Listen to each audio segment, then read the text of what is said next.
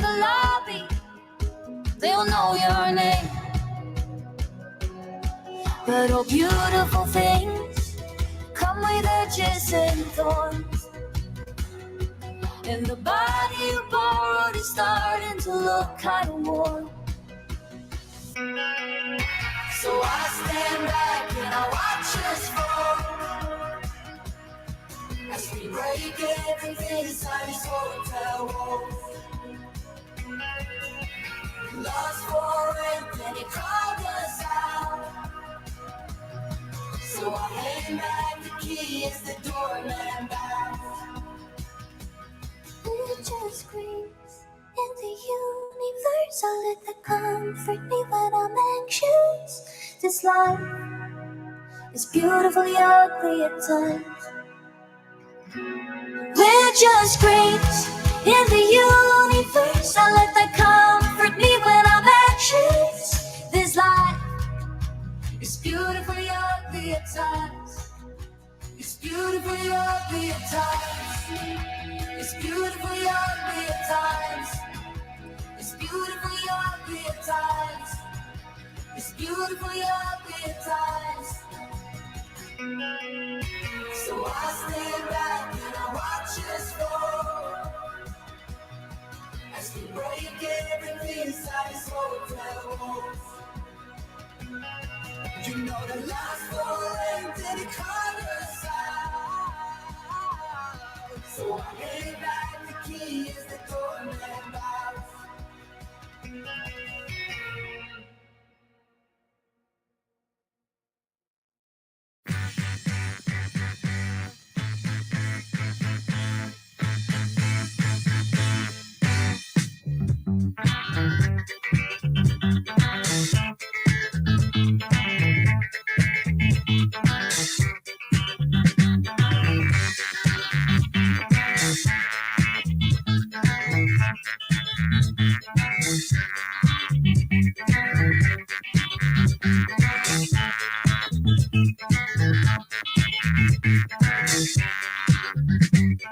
Since I came to know you, baby,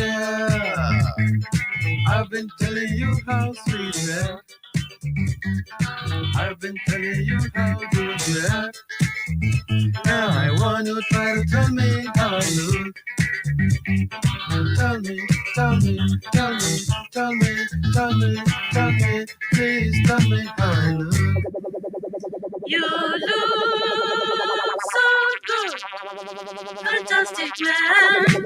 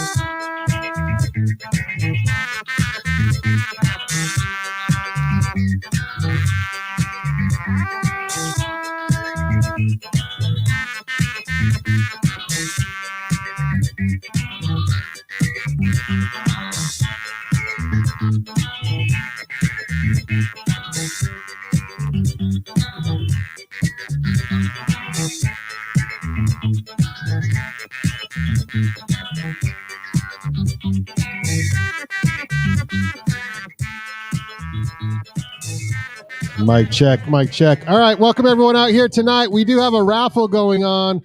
Everyone here gets a free raffle ticket. Come grab your free raffle ticket from Avery over here. We're giving away some skins. Skins from Gear 30. Get your raffle ticket. And then Brandon Everett will chat rescue here in just a minute.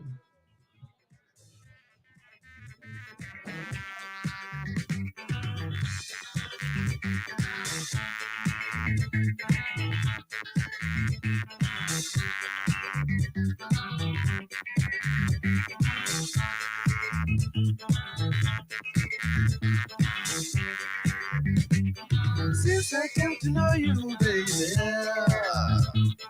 I've been telling you how good you are. I've been telling you how sweet you are. I've been telling you how lovely you are. I've been telling you how nice you are. Now I want you to try to tell me how you look. Look at me, baby, look at me.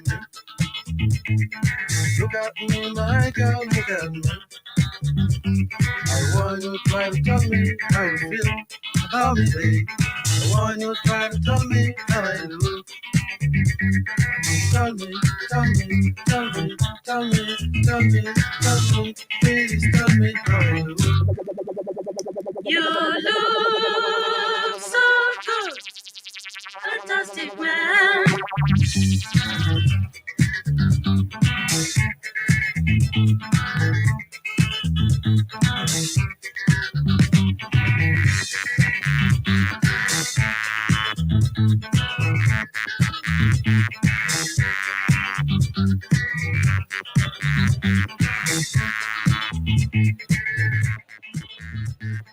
All right. Reminder, just get your free raffle tickets. Those of you here at B Street. Thanks, everyone, for coming out tonight. Garrett 30 is giving away some skins. One ticket winner right over there. One ticket winner. That's what we're talking about.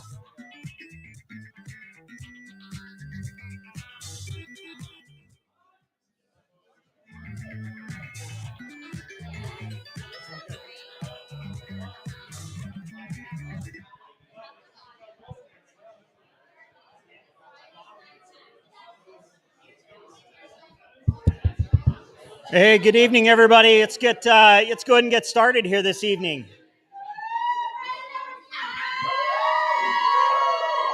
Thanks, Michelle. Hey, so everybody hear me in the back okay? Matt, you got me? Perfect. All right, good evening, everybody. My name is Brandon Everett. I'm a patroller up at Powder Mountain. This is the Nicole, third year of this. Third year, last talk of the season for the speaker series. So if you guys remember the first session, we talked about weather with Nicole. And then the second session, we had a bang up talk. I believe that was on snowpack with G.R. Fletcher, the legend G.R. Fletcher from Snow Basin. The talk after that was Ben and terrain. And last week, the human factors talk and the accidents talk was done by Corey Davis. So this is the last one in the series. This one we're going to talk about rescue.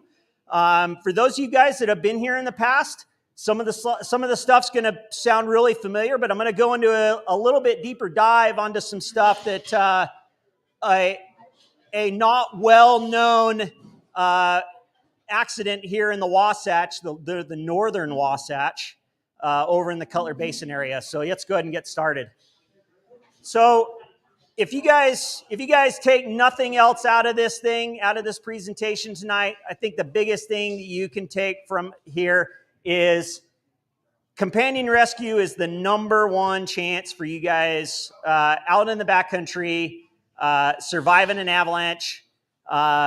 Obviously, there's other things that go into that, but companion rescue is the number one. So if you take nothing else out of this, have your beacons, have a shovel, have a probe, have a buddy, practice your equipment, and train like you fight, and take the opportunity to practice with that stuff and get. And then that way, when it comes down to it, and you need to rescue your partner, you're confident and prepared to do so. So, going to go through a couple other little pieces. How many of you guys know what a reco is? There's a new dog at Powder Mountain. Its name is Reco. I'm not talking about Reco the dog. I'm talking about that little microchip thing that's inside, sewn into pants and boots and jackets these days. Sometimes helmets. Recos don't replace avalanche beacons. They may be great if you're in a ski area and that's all you ever do, but They don't really help you find anybody. They just help people, trained professionals, find you. And so definitely want to preface this with, recos do not replace beacons. Spot locators aren't beacons either, but they're part of your rescue plan, and that's an important part we're going to talk about later. And I like to always say, if you're going to go past that red sign, or if you're going to go out in the backcountry on your own, you need to have a plan. You have a plan that starts with how you're going to get there, where are you going to do when you're there, how are you going to get back, and who knows where you're going, right? Even more importantly, there should be a plan for the worst, a plan for what happens when your buddy gets a broken leg, or if you get caught in an avalanche. You need to have a plan for what's going on. The plan should be dependent on some factors: weather, the time of day, snow conditions, those type of things. Those are all parts of our plan. So having a good well-rounded plan and including a plan to do something in case something bad happens. So as we're going forward, you're out touring with your buddy, you're taking backcountry laps next in adjacent to one of the local ski areas. And the next thing basically we're going from here is the worst has happened. So what happens next? So if you have a buddy that gets caught in an avalanche, you should expect 4 things, right? You should expect to have to do some kind of medical care to them. From something as easy as a finger sweep of snow out of their mouth to maybe having to do CPR on them or have to do some kind of medical care to stop bleeding. So in the US, number 1 cause of fatalities in avalanches is trauma. If you go to Europe or you go up to Canada where they ski above tree line a lot of times, it changes. It goes to asphyxiation because you typically don't worry about hitting trees up in those areas above tree line. So, but here in the US, our number 1 fatality cause is trauma. So being able to take care of that trauma-related injury. The next, like I said, plan on having to pull snow out of their mouth. Treating for hypoxia or asphyxiation is going to be the next step forward. So actually, I actually talked to some guys that went down and talked with a gentleman. His name's Manuel Ginschwein down at Snowbird the other day, and a couple patrollers from Powder Mountain. And they've been doing some research, and hypothermia is not actually a large contributor to avalanche fatalities. It's something that you have to take into consideration for long burials, but really hypothermia is not as big of a thing. But if you get stuck in the backcountry for a long period of time waiting for a rescue, hypothermia is going to be an issue. And then obviously the last one, and the one that comes to mind, most recent incident that we've probably all heard about, is the Mill Creek Canyon accident last year, right? Where obvious signs of trauma, obvious signs of death, coming from some of those people that were buried, friends, backcountry ski touring partners. That's a hard thing to deal with. Not everybody's going to be able to be mentally able to handle that stuff, but being able to maintain your composure to do what you need to do to get all the people out is going to be ultimately a huge piece of success for the people that are still under. So going into what we have for a plan. So in order to work through this system, in order to work through the problem, we got to have that plan. So what's your extrication plan? How are you going to get out of there? Even if it's a broken leg or a broken arm or shoulder or whatever it happens to be, how are you going to get out of there? Maybe just a binding failure. You need to have a plan on how to get out. There's a lot of really cool tools in the Wasatch. We'll talk about them in a little bit. But these helicopters are a great option. But if it's a no-fly day, it's a no-fly day. They can't just fly because you're hurt. So, how do you contact help? I'm going to show a slide in here in the next couple minutes. You guys will be able to take a photo of it. It has a bunch of phone numbers on it. How to contact help. That's a big piece. It's not always going to be 911. Okay. Do you know where you are? If you're setting up a backcountry trip plan, you're probably going to know where you're going and where you want to go. But there's a lot of place in between from where you start and where you end. You need to know where you're at. How about your family and friends? How many of you guys, if you go touring out in the backcountry, you go plan on doing backcountry laps adjacent to the ski area boundary, how many of you guys let your partner, your spouse, or somebody know where you're going for the day? Even if you're going to just go ski at the resort. Hey, I'm just going to go ski at the resort for the day. How does everybody let their folks know? Okay. How many times does your plan change throughout the day? Okay. Think about that. Does your plan change throughout the day? Maybe I'm going to go take a quick trip through Hells. Maybe I'm just going to go take a trip, anywhere adjacent in in the side country or back country. I hate the word side country. I'm trying not to use it.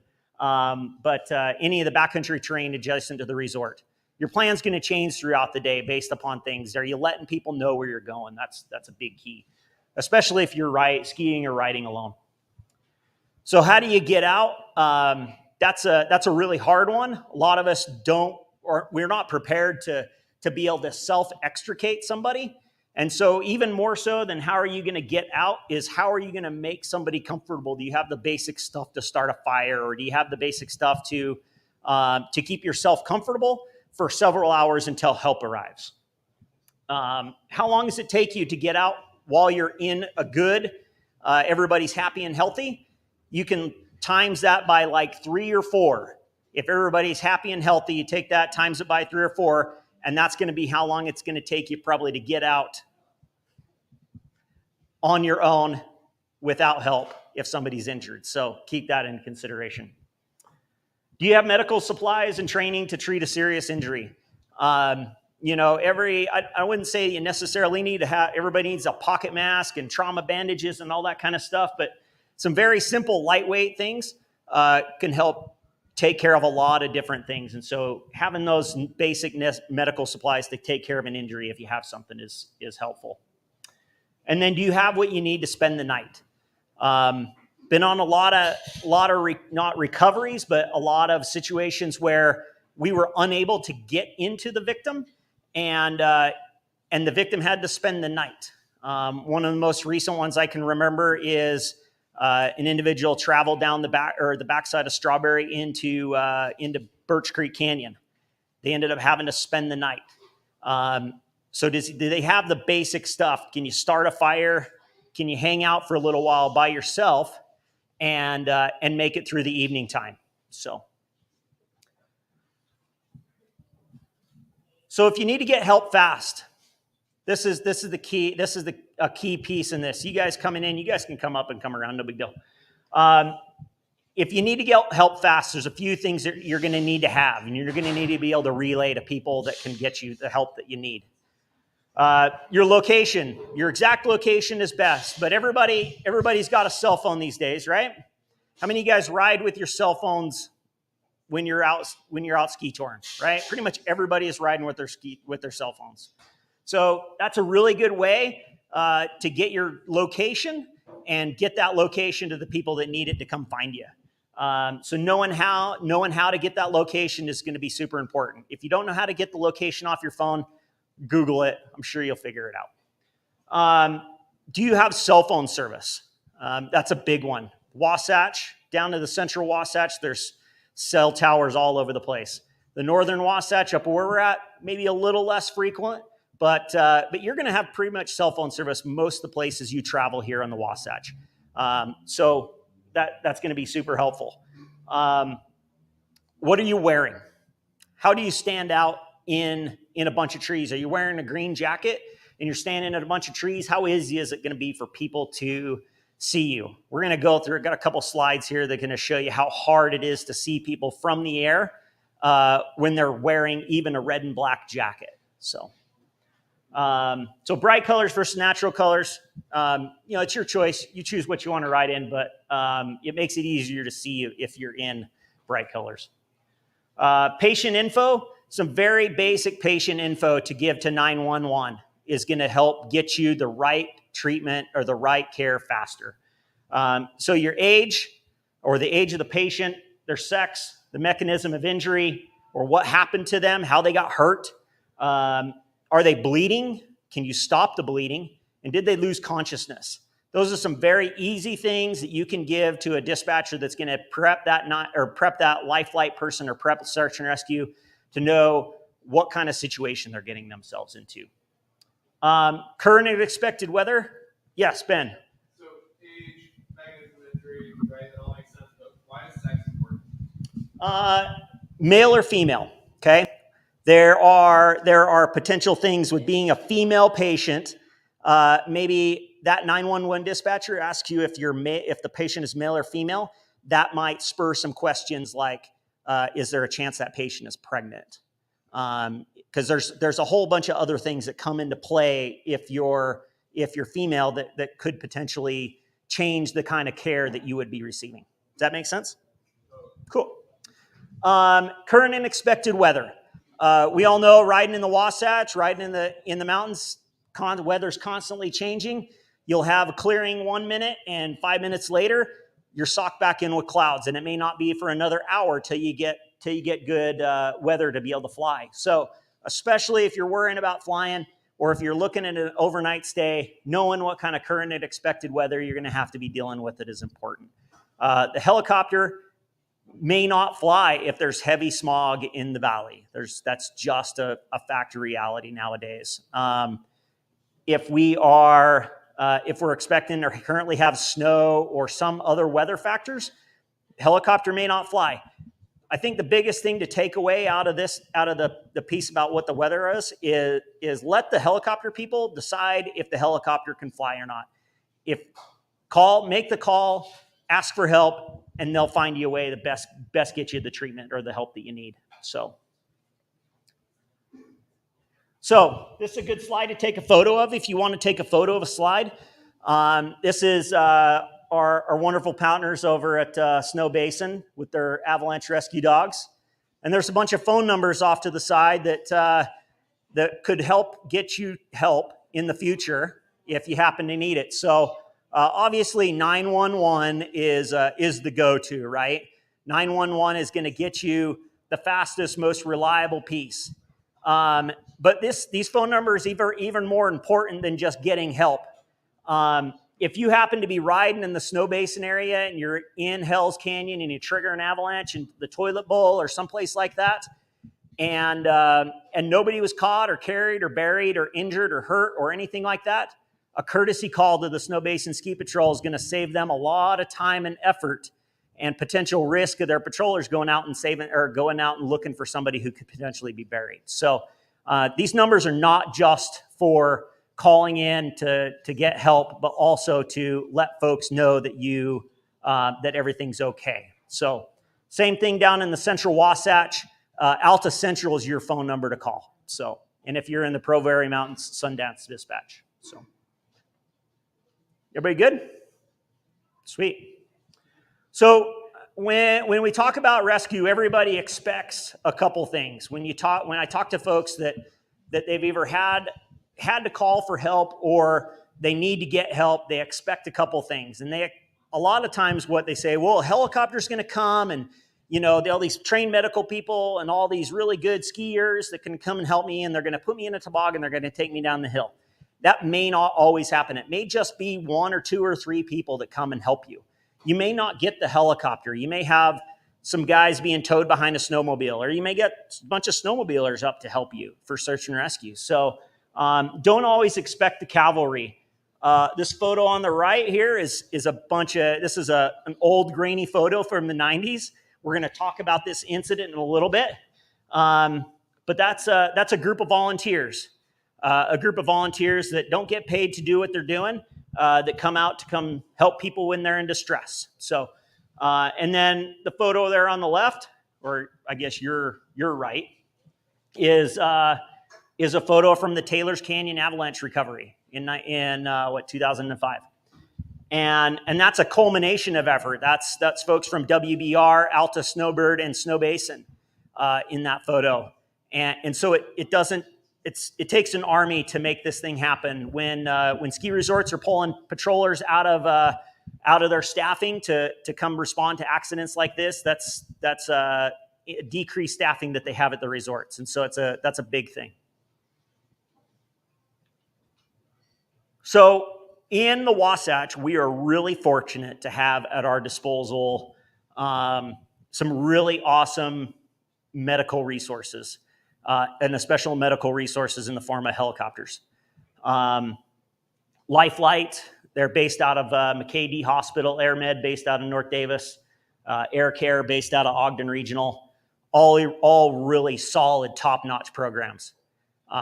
Lifelight is a particularly particularly an awesome program with the hoist. Air Care has a couple of their special, really cool things they have with their programs. And they're within a 10 to 30 minute flight typically from pretty much anywhere in the Wasatch, even up to Monte Cristo. We also have the Department of Public Safety, or UHP helicopter, that's available on standby most days.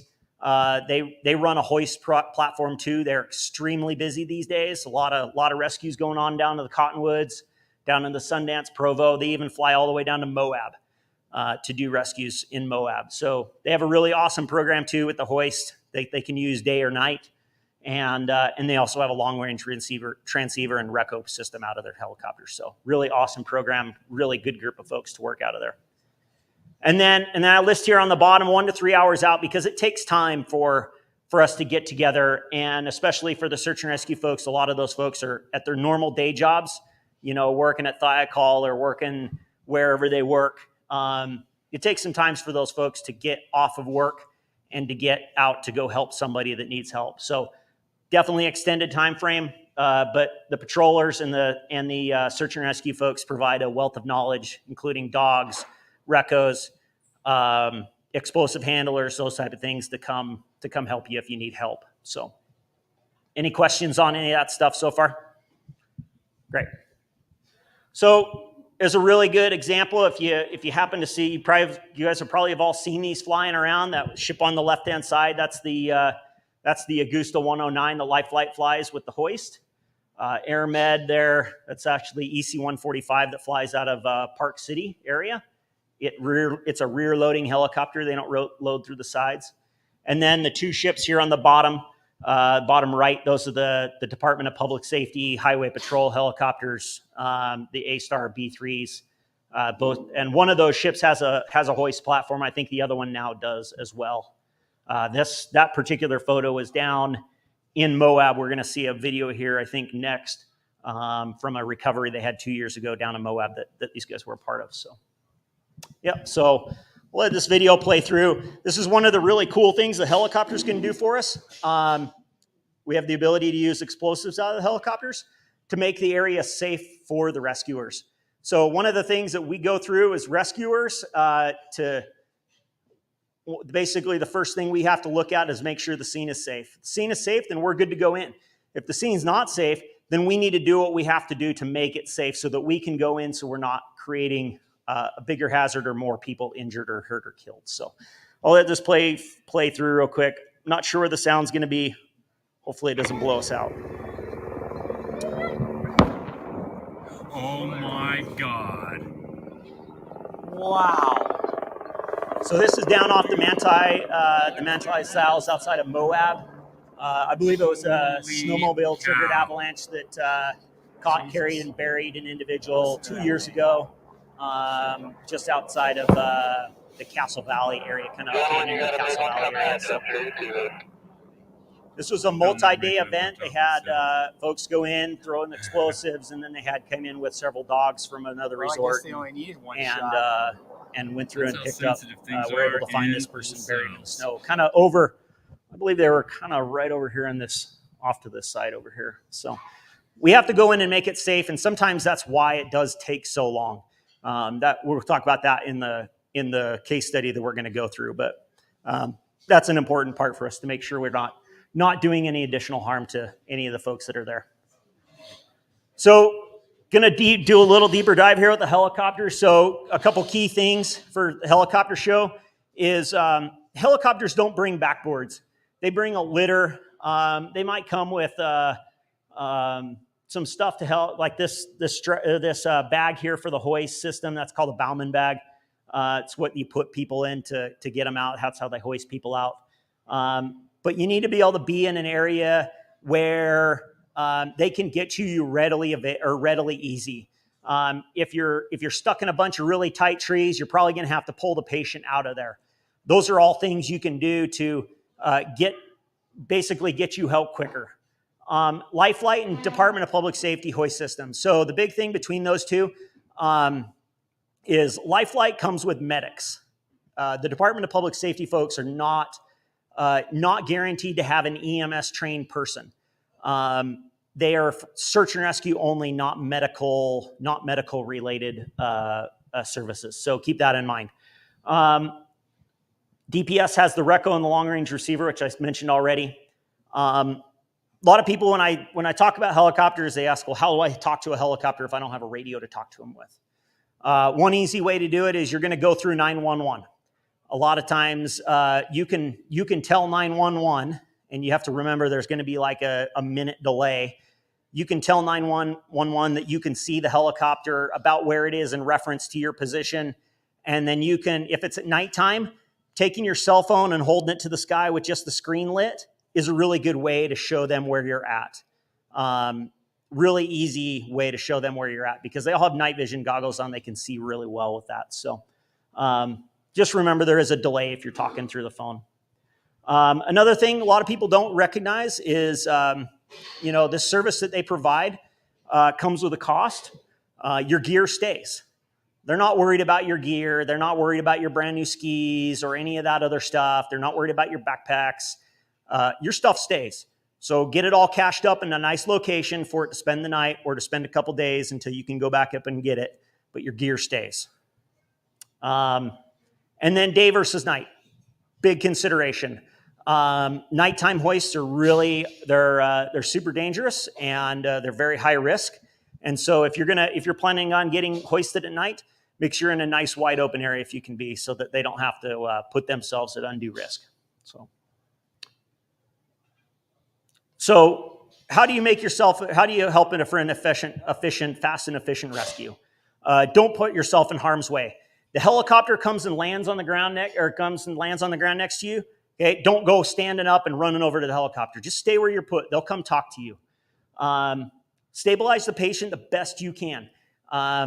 If that's getting an airway and making sure they're breathing, that's good. If you have to continue to do CPR, continue to do CPR. Okay, don't deflect to get that helicopter there, to land the helicopter. They're going to land. They know how to do that. That's why they're employed to do that stuff. Keep focusing on the patient, but make sure they know where you're at. So a suitable LZ, or a suitable place to land, is basically for a helicopter to land somewhere. It needs to be like 100 by 100 foot circle on average, and relatively flat terrain. So what's relatively flat?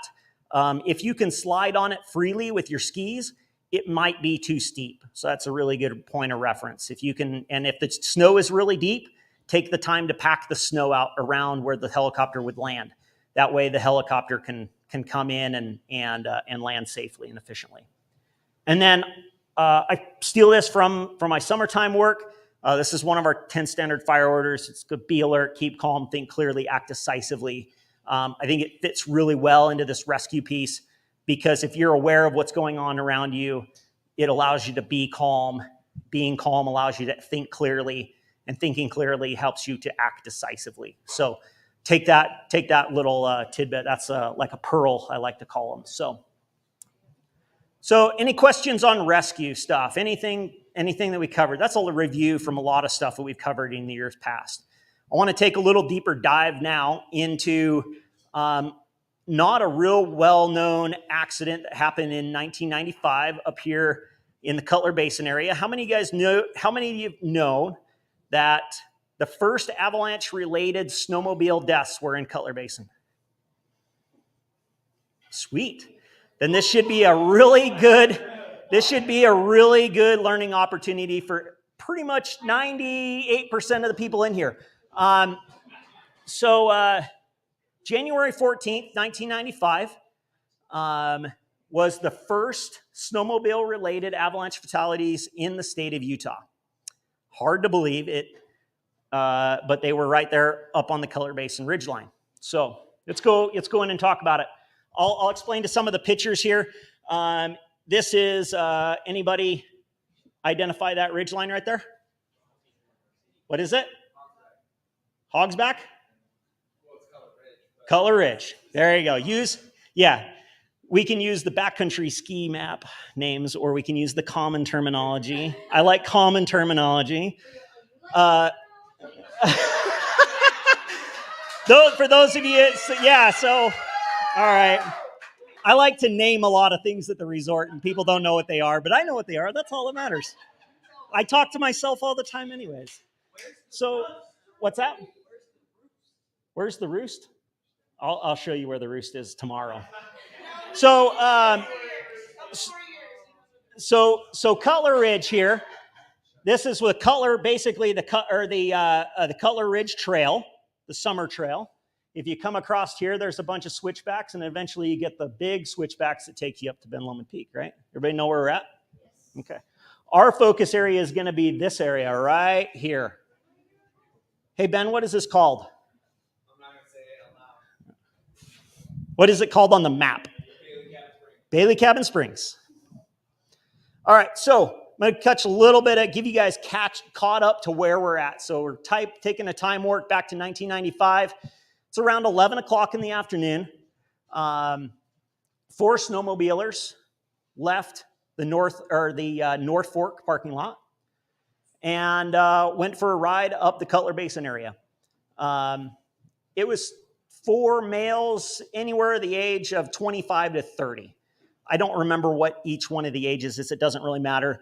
Other than I point that out because if you guys, how many of you guys have taken a basic avalanche class, like a level 1 or an avalanche awareness?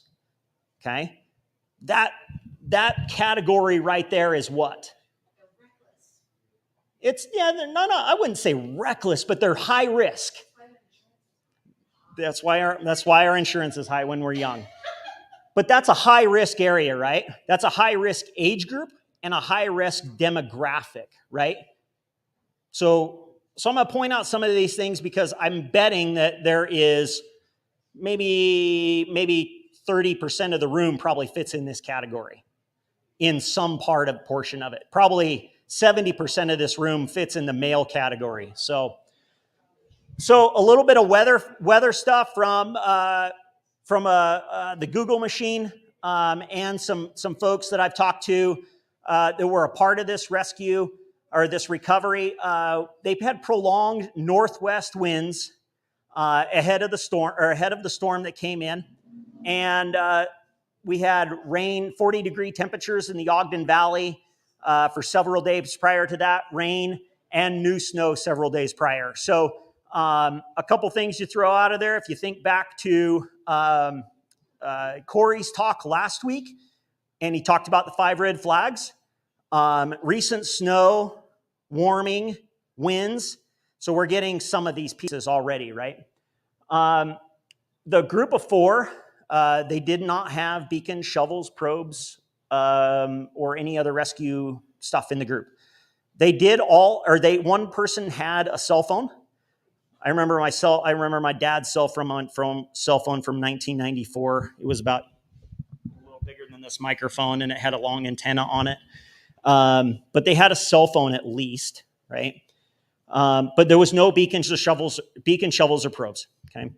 The news story, if you Google search the Cutler Basin accident 1995. It'll take you there. You'll find a link in there from the avalanchecenter.org. And there's a bunch of news articles from the Standard Examiner, the Salt Lake Tribune, Deseret News, those folks out there that tell you a lot more about this particular accident. But one of the things that said in there was none of them had any avalanche training. I can't confirm that, but that was one of the things that was in there. You also think about back in 1995, avalanche training probably wasn't really readily available. It was there, but it probably wasn't super available. And probably neat beacons, shovels, and probes. I remember my first beacon, I got it was probably late 90s, early 2000s. And it was really difficult to use. It wasn't super easy to use anyways. So the 2 snowmobilers, were riding, or 2 snowmobilers basically were working through the terrain in 2 separate groups, 2 groups of 2. The 2 buried, or the 2 had actually rode up to the top of the ridge. The 2 that didn't get caught rode up to the ridge. They noticed that the other 2 partners in their group had not caught up with them. They could not hear their snowmobiles. And so they decided to turn around and go back to go check and see what was going on. And they came around the corner and basically saw, this is one of the crown lines that was off of the Ben Lomond Peak area that was post control, or it was avalanche from the control work that they did getting into the rescue. So this was not actually the avalanche, but I think I have one picture of that in here in a little bit. But they came around the corner back into the Bailey Cabin Springs area, and bam, big avalanche. When they came around the corner, they before I go into that, I'm going to give you guys a little bit of just knowledge of where we're at. So Bailey Cabin Springs is right here. This trail here, that's the Cutler Ridge Trail. That Cutler Ridge Trail was also a trail that several of the rescuers hiked into the second, or actually it would have been day 3. That'll come in. I'll talk about that here in just a little bit. And then this red X line, this is where a snowcat came in that they used later on in the recovery. So this is the initial accident site right here. It's not quite in Bailey Cabin Springs, but it's really close. These 2 secondary avalanches right here are avalanches that were from the control work that they did a couple days after when they went into the avalanche after it snowed. And then all this large basin here, this big basin between Willard and Ben Lomond had naturally avalanched just later on in that cycle. So large avalanches going on in this piece. So this was where the incident command post. This is down that North Fork Park area. And yeah, so continue forward. There's a little bit bigger close up. So this map I pulled off, this is from SAR Topo or Cal Topo, really awesome mapping program that's out there. This kind of gives you a little bit of different perspective. Max, remind me, the purple and red, that's basically 38 to 40s. Yeah, 38 to 45 or 50 degree slope. Yellow is that 28 to 32 degree range. Orange is prime avalanche range right there, 36 through. So definitely not all avalanche terrain, but a good portion of avalanche terrain, and especially where they ended up triggering and getting buried in that avalanche, definitely avalanche terrain right here in this big terrain trap here. So any questions on that map? I might go back and reference it again. But so the first recovery, so that the initial call came in via cell phone from one of the 4 riders, 2 of the riders that were not buried. That came in around 3 o'clock, around 12 o'clock. And they had a search and rescue group that was up there around 3 o'clock that afternoon, and were able to get a helicopter flight into the area, and they were able to find one person unconscious and unresponsive, and got them out via medical helicopter. He was actually buried really close to the snowmobile. There's a picture of it coming up pretty quick.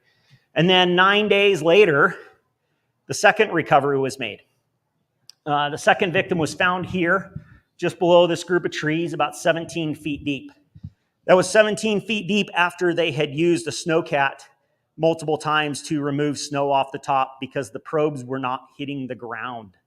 So they were using 10-foot long conduit piping, like you use for, like up in the rafters here for electrical work, 1/2-inch conduit. Those 10-foot pieces of conduit were not hitting the ground when the search rescuers were probing the ground. So put that into perspective. It's you guys really deeply buried. They used several dog teams, explosives. So as you guys have been around the Ogden Valley for a long time, might remember a guy who used to work for the Forest Service named Scott Layton. I know FIFO. Remember Scott. Scott and another person from the Forest Service used explosives. Actually, I think it was Tom Leonard from Snow Basin used explosives to make the area safe for these guys to get in and do some work. And they created several more avalanches through that time period.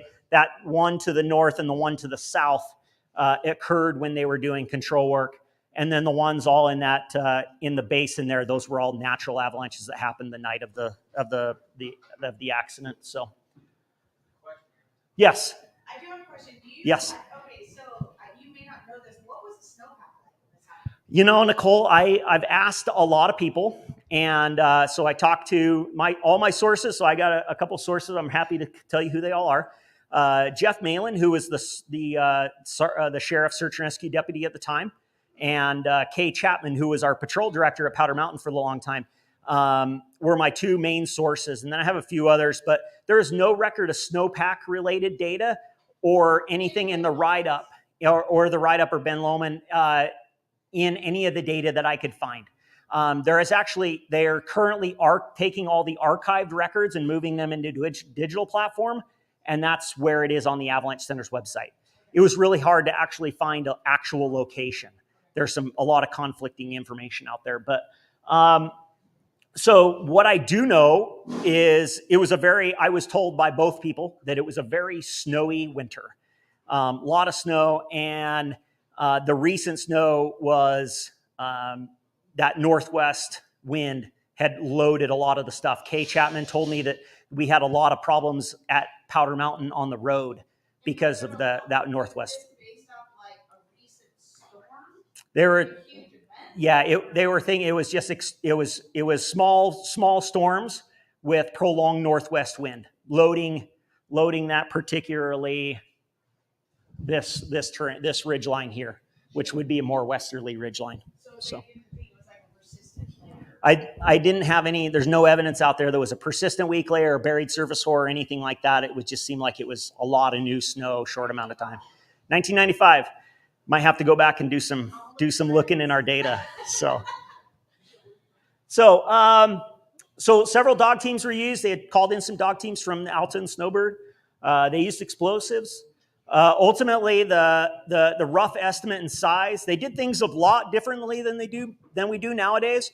We're really like detail oriented when it comes to size and classification and all that kind of stuff. But what I was told was the original avalanche was about 100 feet wide, 500 to 700 feet long, and 6 to 12 feet deep. And deep as in the crown profile was a max of 12 feet deep. So one of the problems with actually knowing how big it was they had an additional 2 feet of snow that came into the area the evening of the accident and then the following 2 days. So they were not able to go back into the accident for 3 days after that initial push because they were not able to get in there with the weather. So the debris was plus 20 feet in the gullies. This is a picture from the incident, and you can see that the gullies are filled with snow and obviously big terrain traps in here. They used 3 snowcats. They had that little tiny snowcat from the first picture. That's the search and rescue snowcat. They had 2 helicopters. One they rented from Classic Helicopters in Ogden or Bountiful, and then they used a myriad of Life Flight or Air Med to shuttle rescuers in and out of the area. The other two snowcats they used, I think one was the county hall cat. The other one was another county grooming cat. And then they used a cat from Nordic Valley that they brought over to help excavate the snow. Roughly 60 personnel over those 9 days from 5 different agencies: Tremont County, Box Elder County, Davis County, Weber County, Powder Mountain, Nordic Valley, the Forest Service. A bunch of those folks came over and helped. So what made this avalanche particularly deadly? When I talked about what do people mostly die from in avalanches? What's the number one related? It's trauma, and then asphyxiation, right? So for the individual that was found 9 days later, buried up here, that was trauma. Some of the photos that I have that definitely not going to share are pretty brutal. It's a pretty interesting piece to look into and think that you would be pushed through that batch of trees by tons of snow coming down the mountain with you, with your snowmobile. That's the deputy right there. His name is Jeff Malin. He was the incident commander through the whole thing. That's Jeff standing next to those trees in the hole that they found the second victim in. I believe that was Mr. Sutherland. So, let's see. So the other thing that made the avalanche really deadly, just the sheer amount of snow. I mean, I think that's the other piece. The sheer amount of snow and the amount of time, logistics it takes to get into an area like that when you only have helicopter access. So what makes it particularly difficult? One, the vast amount of snow. Two, the extended time frame. One of the searchers that I interviewed basically told me by the time they got everybody into the site, it was time to bring them back out. So think about that. You're putting 3 or 4 people on a helicopter every flight in. By the time they got the 60 people in, it was time to bring them back out. Because of daylight, shorter day hours, that kind of stuff, it's a long time. Oh, shoot.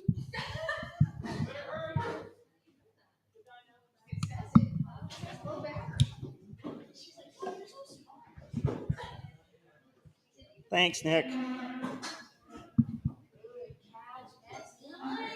Oh, thanks, Max. Was that you, Max? Man, you're a pal. All right. So there's a lot of things that made this recovery really difficult. And I can't honestly say that I've ever been on an avalanche recovery where I've had to probe deeper than my 300 centimeter probe. That just like blows my mind. But the fact that they had to use snowcats to come in and push snow away to find bodies, that's crazy. Yeah, Rich. So did they remove 8 feet of snow before they probed 17 person? Did they remove 8 feet of snow before they probed the person? I don't know. I don't know for sure, Rich. But they said they had taken several passes with the snowcat to move snow in order to probe. So, yeah, sorry, I can't answer that exactly. So if you guys notice right here, what does that look like? Huh? Yeah, snowmobile part. That's a ski. That's the ski of a snowmobile. That is the first person that was. That's the location of the first person that was recovered the initial day at around, I think they said 3 o'clock. But that's where that first initial person was buried. So yeah, that's big. This big piece of rock right here. Big terrain trap below it. So. Any questions here? All right. So what were the challenges? I've already talked about a lot of them. You know, the extensive amount of time it takes to get people in and out of a scene, short time of hours. This is the Ben Lomond area. I hesitate to even put pictures like this on here, but they're good talking points. But if you were to see this on my computer, it would be Crown Line all the way around here to Willard Peak and across. That particular area, large avalanches within that operational period, the first 2 operational periods. When they came up, they saw that and they were like, "Oh, we need to get people to come throw explosives in here. There's no way we're going in here." So, that's the old Life Flight helicopter or actually I think that's Air Med. They were using them to help load people in and out of that area. Yeah.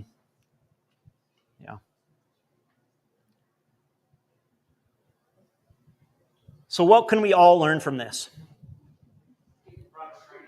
Yeah, get training, right? Get your training, get your avalanche training, know what the forecast is.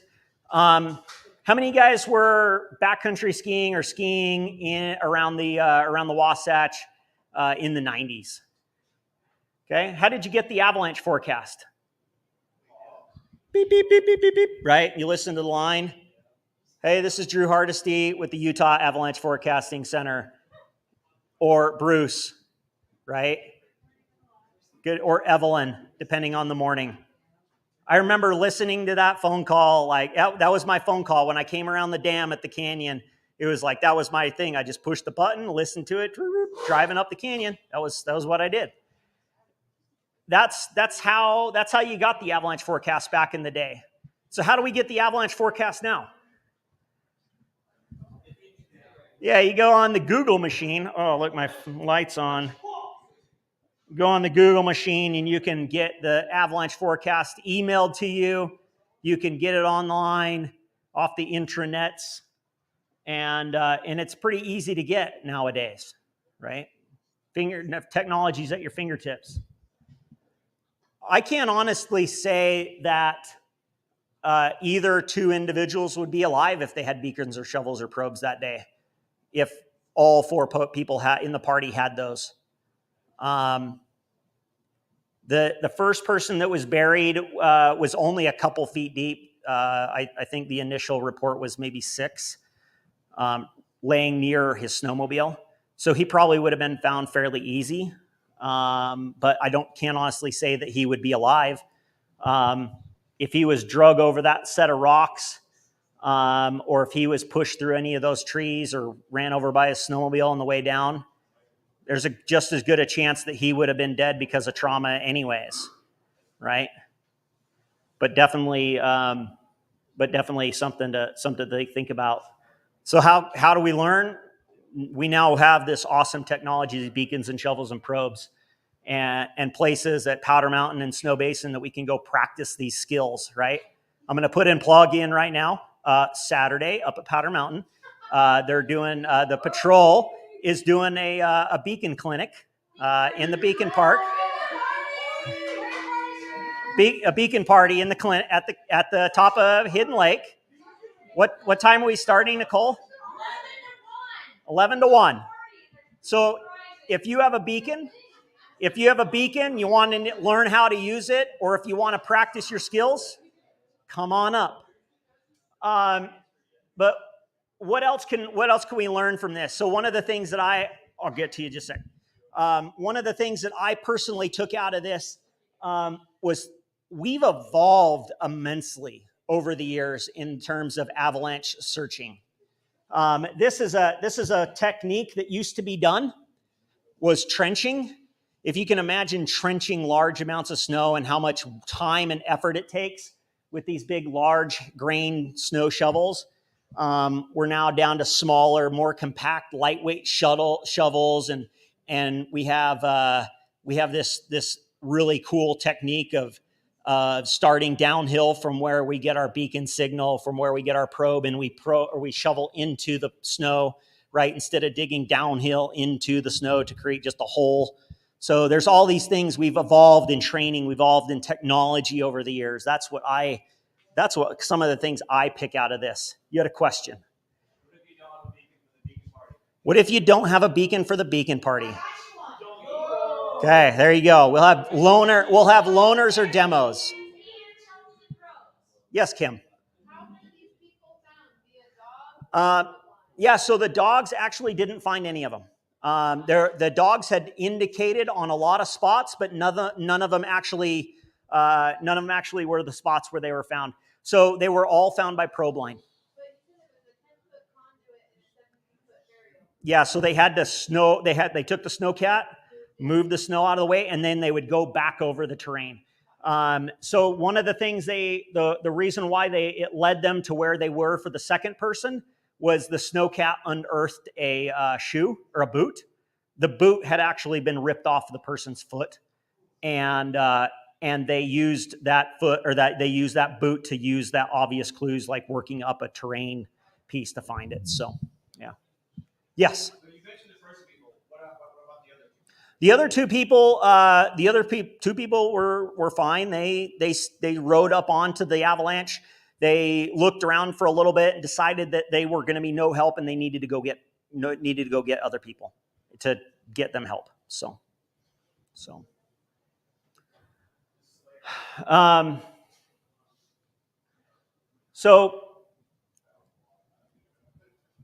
I think the other thing that we can learn from this is we have a duty and a responsibility to learn from these incidents. I'm a big proponent of learning from unfortunate accidents. And there's a few of them out there.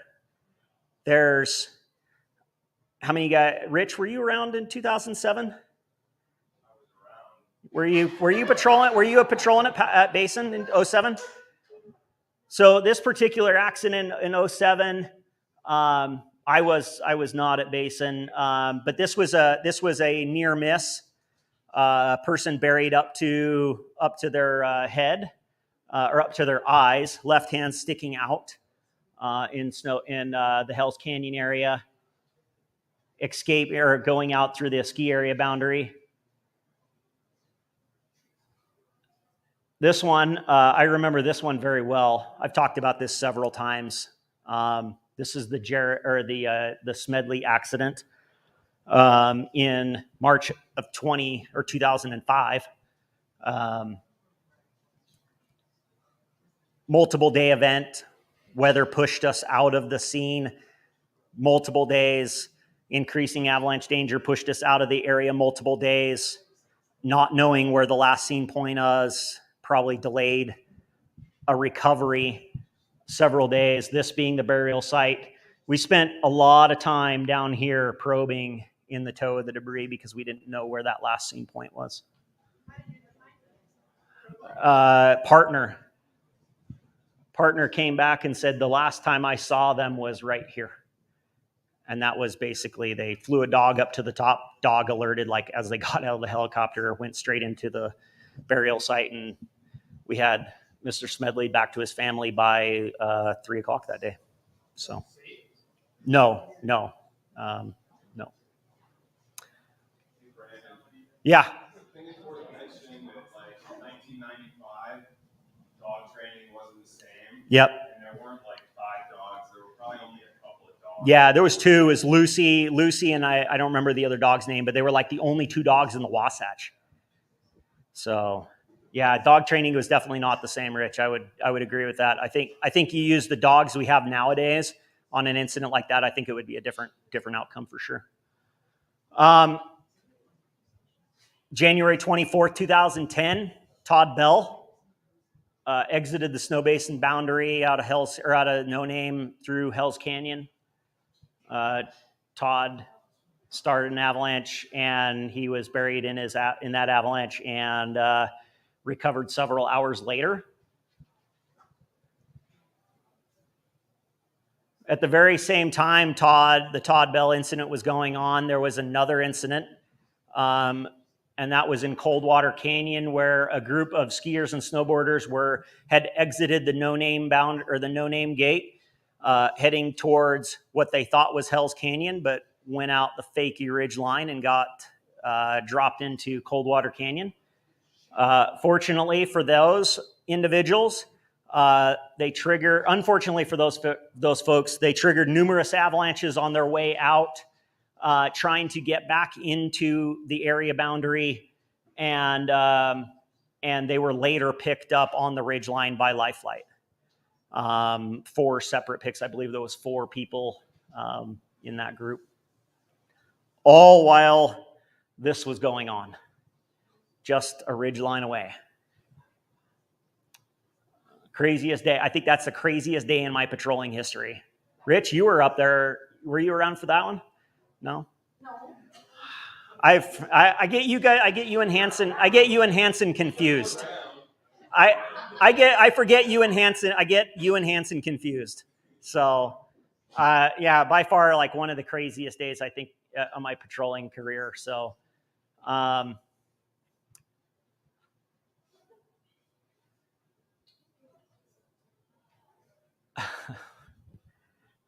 March 4th, 2015, Hells Canyon, another similar situation. You remember this one? You were around. I wasn't there that well. I was there that day. I was in the parking lot. But Blake Ford and his partner exited the boundary, were trying to get back inbounds into the no-name terrain, triggered an avalanche, and took a ride down into the bottom of hills.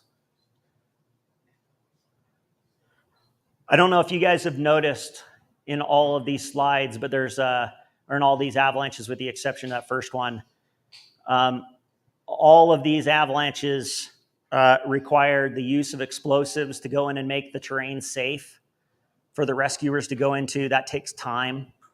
They're not just diving into the terrain and picking people out and putting them on a helicopter and getting them to the hospital. These are all recovery efforts. And I'll give bonus points to anybody but Max and Nicole that can name this one right here. Oh, belay strap. Does anybody know what accident this was? Anybody but Max or Michelle, or Max or Nicole?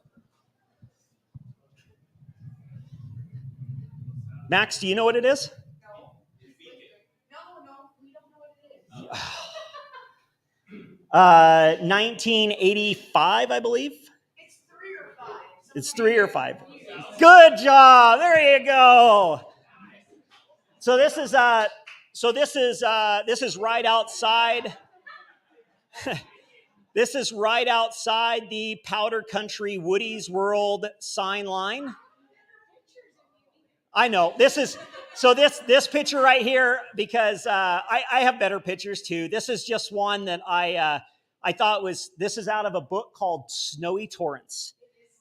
Snowy Torrents, this picture from Snowy Torrents, Snowy Torrents is a publication of avalanche fatalities and rescues in North America. There happens to be no data there's no Snowy Torrents in the 90s, which is why I had such a hard time trying to find the information for Cutler Basin.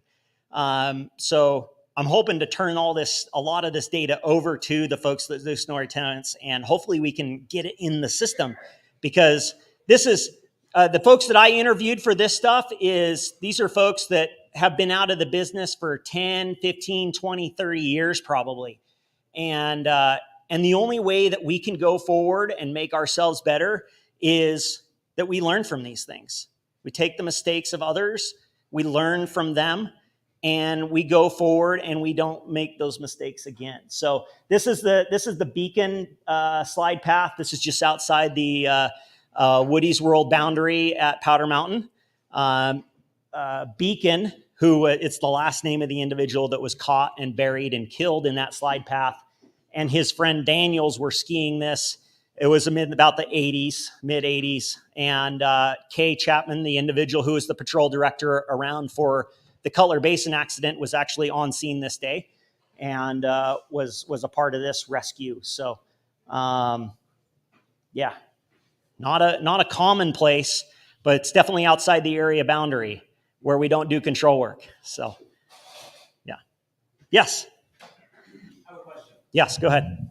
So, with the advent of beacons and all these other technologies that we have access to in order to keep ourselves safer and make ourselves more accessible to recovery and rescue and some of those things, do you feel like all of that gives not everyone obviously, but people a false sense of security? Sure. You remember, were you here for Corey's talk last week? So he talked about human factors, right? So I think a couple of the terminology pieces that he used in either facets from Ian McCammon speak well to that. And that could be that expert halo. That could be that social facilitation. That could be the acceptance, right? I think there's a lot of things that related to the way that things have changed with technology. We potentially would take more risks because of it. I hope that that's not the case, but for sure. Does that answer your question? Yeah. Okay. Any other questions? Any online questions? No. Oh, man. Brandon, I think you did a good job. Oh, thanks, Nicole.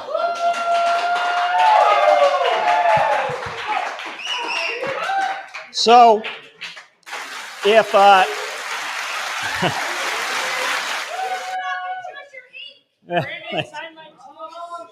thanks. So I'll just put a plug in next year if I'm doing this talk again.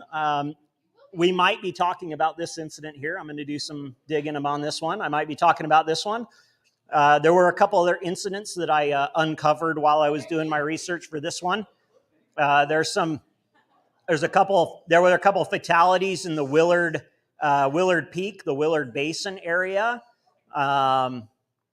There's a lot out there that happened in the 90s and the early 2000s that I would like to talk more about. And hopefully you guys are around next year and come join us for that talk too. So if there's any other questions, I'll let it go for the evening, and you guys enjoy the rest of your night.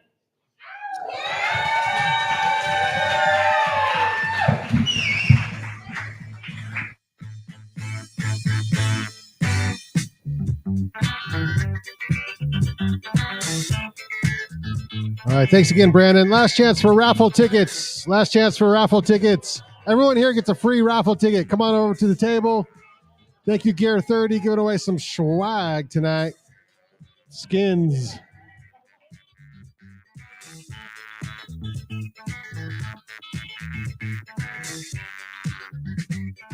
Since I came to know you, baby, I've been telling you how sweet you are. I've been telling you how good you are. Now I want you to try to tell me how I look. Tell me, tell me, tell me, tell me, tell me.